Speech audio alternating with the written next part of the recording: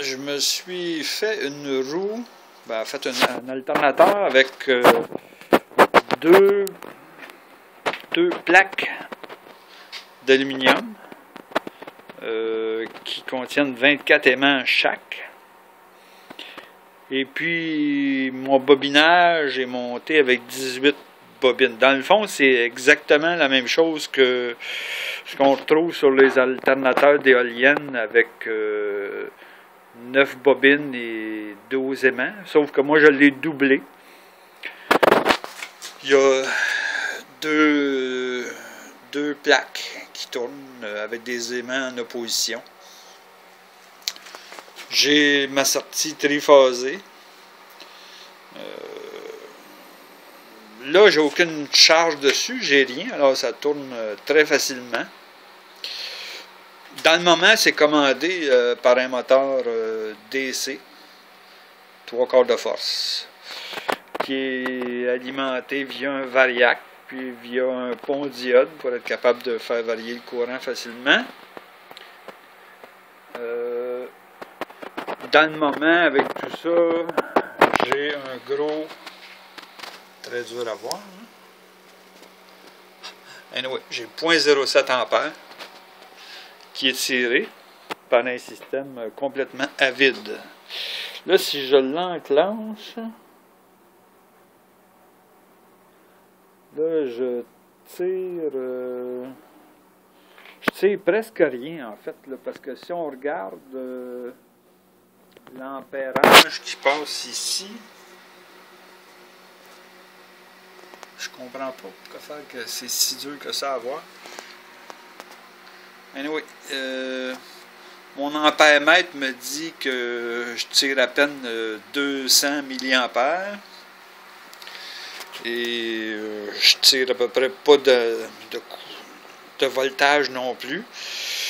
Et là, ça tourne à...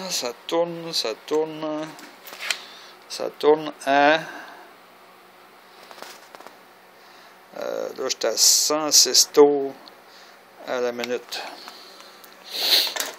Et je prends 0.09 ampères dans le mur sur 120 volts. Maintenant, là, c'est sûr, j'ai aucune charge dessus. La roue, elle tourne complètement sans restriction. En fait, l'alternateur tourne complètement sans restriction et...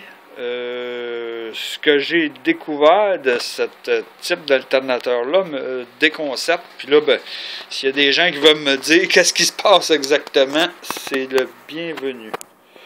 Parce que je suis pas mal porté à vous dire que c'est le plus mauvais alternateur que vous pouvez vous faire. Là, je vais y mettre à une charge. Regardez bien ça, comment il va avoir de freinage dessus. En fait, ce que j'ai comme charge, c'est un système pour charger une batterie 12 volts avec un contrôleur de charge standard. Bon, j'envoie mon triphasé ici dans le contrôleur de charge. Puis ça charge la batterie. Ça, il n'y a pas de problème. Sauf que, regardez bien comment ça freine. Là, on charge la batterie. Là, on vient vraiment de freiner au maximum. On est tombé à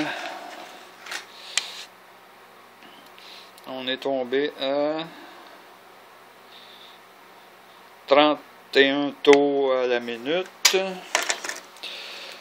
Et puis, ce qui est envoyé à la batterie, je vais arrêter le film. Là, avec ça, on voit qu'on envoie en tout cas 0.63, 0.64, 0.60 ampères sur 12 volts, ce qui est vraiment pas beaucoup. D'un autre côté maintenant, ici je tire 0.2 ampères sur 120 volts pour faire avancer tout ça. Si on fait des calculs, bon, le niveau d'efficacité était peut-être pas très bon.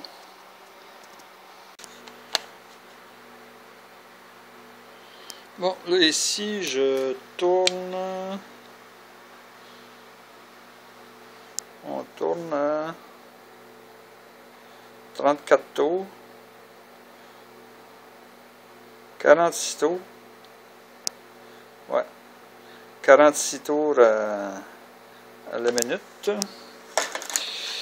Et j'envoie dans la batterie 0.86, 0.84, ça dépend, ampères. Et la batterie monte là, à charge rapidement, d'après ce que je peux voir. Ça monte bien. Ce que je me demande, c'est pourquoi est-ce que c'est si dur à faire tourner la roue à ce moment-ci. Parce que si j'arrête mon moteur DC, puis là, je prends la même petite poignée, puis je fais avancer la roue. Faut quand même que je force relativement pas mal pour arriver au même résultat. Ce que je me demande, c'est est-ce que c'est vraiment si forçant que ça, générer si peu de wattage finalement? Ou s'il y a un problème, est-ce qu'il y a un problème avec ce genre de montage-là? Dans le sens, est-ce qu'il se crée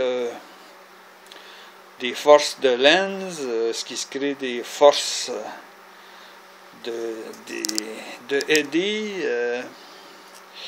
Si quelqu'un peut m'expliquer pourquoi ça devient si dur en générant si peu d'ampérage, ça serait intéressant. Parce que si je ne demande aucun...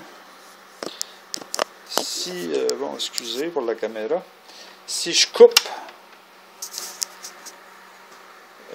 l'alimentation pour charger la batterie, ça ici, là, ça devient extrêmement facile à faire tourner. Puis ça tourne, j'ai la poignée dans les mains, là, ça tourne tout seul. Alors c'est comme s'il n'y avait pas de courant de eddy qui était généré entre le fil de cuivre et les roues, les aimants. Il y a un autre phénomène que je comprends plus ou moins. Peut-être que c'est dû au fait que vu que la roue est très grande, elle a quand même 16 pouces de diamètre, comme ça.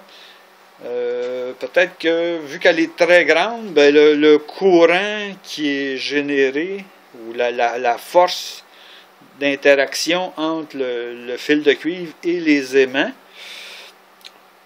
peut-être qu'il est multiplié à cause du diamètre de la roue, qui fait que ben, finalement, ça force beaucoup pour produire peu de courant. Quoique c'est pas si mauvais que ça, là, de produire quasiment 1 ampère à 50 tours. Le problème n'est pas vraiment là. Moi, ce que je questionne, c'est pourquoi est-ce que c'est si dur que ça à faire tourner. Puis que c'est si facile à faire tourner quand il n'y a aucune demande de production de courant, finalement. Alors, j'attends vos nombreux commentaires.